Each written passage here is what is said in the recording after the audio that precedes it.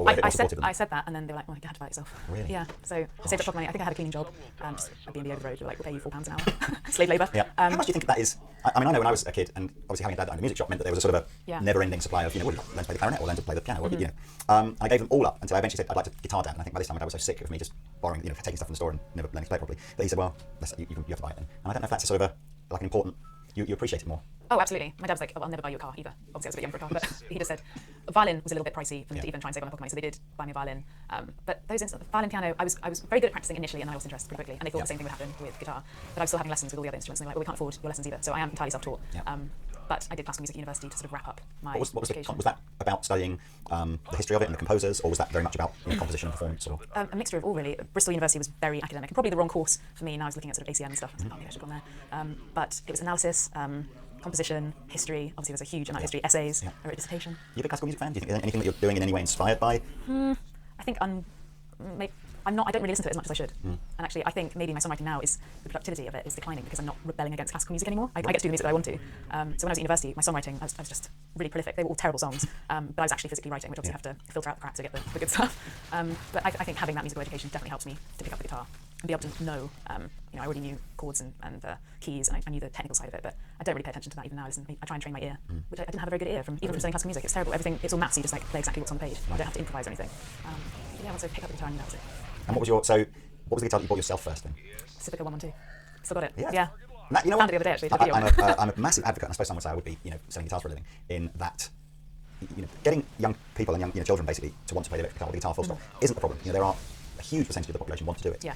But a combination of crappy gear and crappy tuition, and I suppose an element of some kids just won't connect with it or whatever, but I think the crappy gear and crappy tuition plays a huge part in why so many people by the time they do it for 6 months and then it's just like, it's not for me. And it's great that you've got brands like Yamaha with the Pacifica and other some such brands. It's great that you've got sort of modern educators out there that understand that getting a kid to do green sleeves over and over again, or London Bridge is falling down on a classical guitar or whatever, is not the way to engage. What they really want to do is learn to play a Blink-182 track as fast as possible. It's like with distortion on their amplifier. Yeah. Muse again. I was just trying to learn all the Muse riffs. Oh, well, maybe you wouldn't start with Muse. No, I was trying to. Really? I was trying to learn Plug-in Baby as soon as I picked up the guitar. After I'd learned, I think I mastered Teenage Dirtbag. Yes, absolutely. So from Wheatus to yeah. Muse. I used to do Teenage Dirtbag. I'm going to try and remember it. Isn't that? That's it. I used to do this in a band. That's it. That's the one. It's such a great tune and not that difficult to play as well. So you've got this Pacifica guitar, and you're now taking music quite seriously in your education. What was the moment, the sort of light bulb moment when you just think, I think I want to do this more seriously now, and maybe instead of 9 to 5? I think I wanted to be a pop star since the age of 6. I couldn't think of anything. I didn't know how I was going to do it, but pretending to be one of the Spice Girls on the playground, it's like, I've got to perform. Sorry, which one? It's like, Jerry. You want to be Jerry? Jerry, Fair enough. I know. I still stick by that. I think I saw Avril Lavigne, but I didn't see that many girls playing guitar. I saw Avril Lavigne, I was like, oh my god, I could play electric guitar properly. Like I could actually, although she wasn't actually really playing that properly. Was she not? Now I look at the videos that I was there being like, oh my god, she's a virtuoso player, and I look at them and she's just playing simple chords. I see what you mean. But she's a good player, and I know that she's still playing. But it was nice having that sort of role model. Katie Tunstall, huge role model for me. That famous Jules Holland loop pedal performance. Yeah, that was a powerful performance, I think, wasn't it? Because I don't get the opportunity to interview many female guitar players, and I'm always conscious of the fact that the fact of the matter is that if I have 100 customers come to Anderson to buy an electric guitar, 97 of them will be blokes. Some people are saying that a lot of women are buying, actually the data that we don't get to see is that actually there's probably a lot more women buying online because they find the music stores an uncomfortable place to be, rather than they're not out there at all. But I guess it stands to reason when you go, boys have got so many role models, people to idolise and want to be as electric guitar players. And undoubtedly women have less, but do you think even at that age, are you looking for female icons to look up to, or did you just look up to anybody that plays guitar and feel like I'd like to emulate that? I think you want to see, I think it applies to men as well, but you want to see a grown-up version of yourself. So women do want to see other women. And there is a lack of guitar players, but I know that you're aware that there's some really extraordinary players out there, and you just have to go to NAMM and you just have to realise that there are lots. But it's just strange because I've had meetings with record labels, and I've been pursuing singing and songwriting for 10 years now, 11 years, and quite a lot of them have told me to put down the guitar. Right, just sing. And just like, just sing. Just focus on songwriting, but just sing. And I was there being like, okay, well, I can do that, but then I'll just look like everybody else. And so, and they were like, oh, we need to get your image right as well, because my image supposedly wasn't right. I was like, well, I need the guitar for my image, because I play the guitar, and I sing, and I write songs that way. And so ever since I focused down and just ignored that advice, and just thought, okay, I'm just going to focus on guitar, everything started working a bit better. Everything's coming together a bit more. I'm still, in a limbo, but... I wonder if that sort of approach from managers and labels doesn't exclusively apply to girls, does it? I've seen, again, similar guys where the label just go, do you know what, your face fits for this type of artist, and that type of artist doesn't play guitar, he dances. So, and you just go, okay. Yeah. Tricky one that one is, because I guess on the one hand, there is potentially this, opportunity of a career doing music, and you're sort of going, maybe I will put down the guitar, and on the other hand, you've got your own integrity, haven't you, and your own sort of feeling of I want to be me and not what you think I could be. Yeah. But you have to come up with your own thing, and you just have to stick by it. If it doesn't work in the market, then you just have to deal with that. But pretending to be something else and being successful that way is not fulfilling to anyone. So who would you have seen? Beyond Katie Tunstall, was there anyone else that you that you really thought? Because I do agree. There are a ton of very talented women playing guitar that you really only find if you go looking for them on YouTube. If you sort of said, who am I likely to see? Who am I likely to hear on the radio or headlining a festival or whatever? The list shrinks rapidly. Yeah. But so who else do you think gives you faith or that actually that there are role models coming through that more women will see and be inspired to play guitar other than yourself? Even if you see yourself. Not myself. Liana Havas. Have you ever seen her play? Oh my god. I think she released her debut album in 2011, and she was playing James Broussard. Obviously it's metal, but it was a Telecaster shape and it was sort of hollow. And I was like, oh my god, what's that? And she played guitar for a whole set, and just she did really well. No, singer-songwriting, yeah, full band. But just she can really play, really? And she just looks like a rock star as well. But sort of soulful, quite poppy music. But just again very clever. And she, I think she played the Westport stage at Glastonbury. It was a bit of obviously it's a huge stage anyway, so she was already doing pretty well to get that slot. But that was like a breakout moment for her. I feel like she's played on Just One and stuff. But yeah, so that's 2011, so that's still 6 years ago. So she's had a big effect. Weirdly enough, Katy Perry, when she first came out, and she was playing acoustic guitar, yes. and she was playing interesting chords, and she was obviously songwriting. That was a weird one for me. And I love pop music, I love cheesy pop music anyway. But now she's sort of stepped away from the guitar, and she's obviously focusing on being one of the biggest superstars in the world. That's probably not. That's not an entirely exclusive. Again, that's not a female thing. I can think of 4 or 5 ridiculous guitar players. I'm going to just chuck one out with George Benson, off the charts jazz guitar player, who at some point in his career took the commercial decision that actually singing R&B love songs with no guitar was going to appeal to a way wider audience than playing jazz guitar and and scatting over the top of it. But so I guess. Katy Perry has just presumably. We're both massive John Mayer fans, aren't we? Yeah. I think John Mayer is from that kind of continuum peak of just guitar insaneness has stepped back a little bit and gone. I think maybe I'll just focus on songs and vocals and things because I think that will appeal to a wider audience. Yeah, I think also he's never really put down the guitar completely. No. But he's playing piano more and stuff like that. And dancing music videos now. So with pandas, yeah, awesome. I guess it's what makes your heart sing. So you might get tired of playing guitar. Like it might just be a personal thing. You might be like, oh, I've done 3 albums and me just losing it up. I'm gonna try something different and see if people still like it, and whether it is down to the songwriting or whether it's just the guitar playing that these people like me.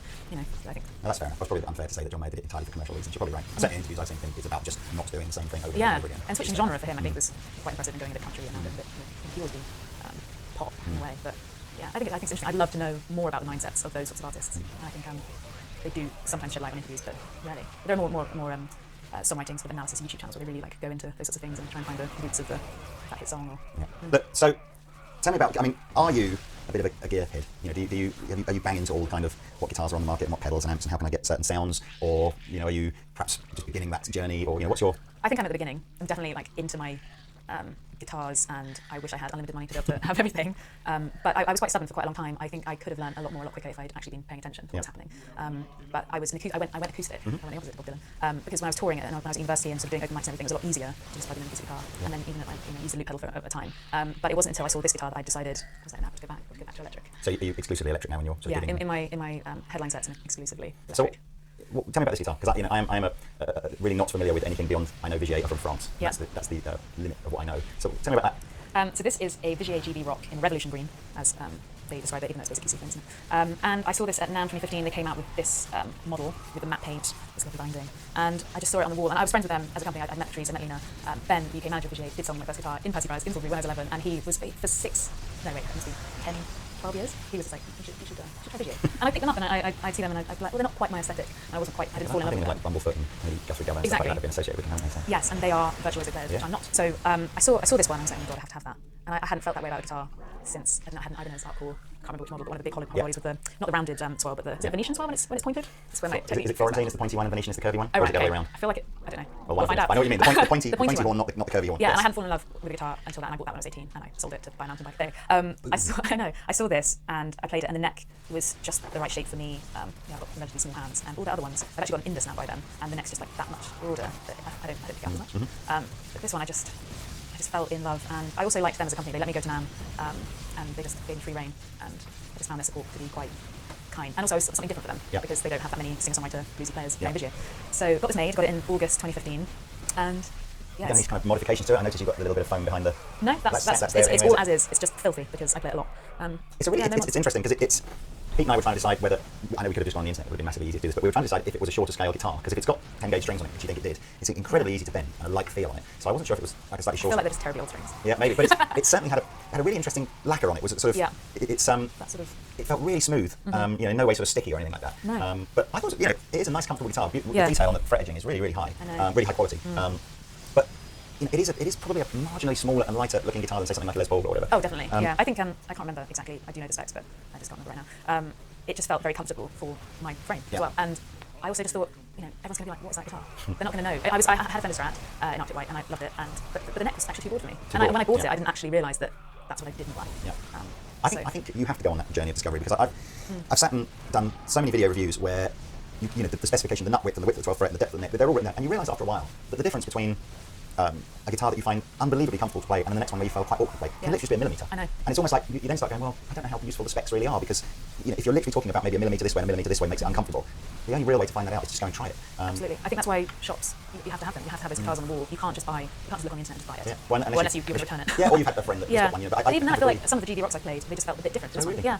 Actually, this one feels different to the first one that I picked up and I saw on the wall. Yeah. I mean, I wonder if, I think on the more mass-produced a guitar is, particularly if it's been made using sort of CNC machines, the more consistent they should all be. Yeah. But you're right, I guess, order, yeah. If they're made on jigs or by hand or anything like that, then I guess you could be forgiven for, you know, every one being minutely different to the next. It might also just be how you're feeling that day.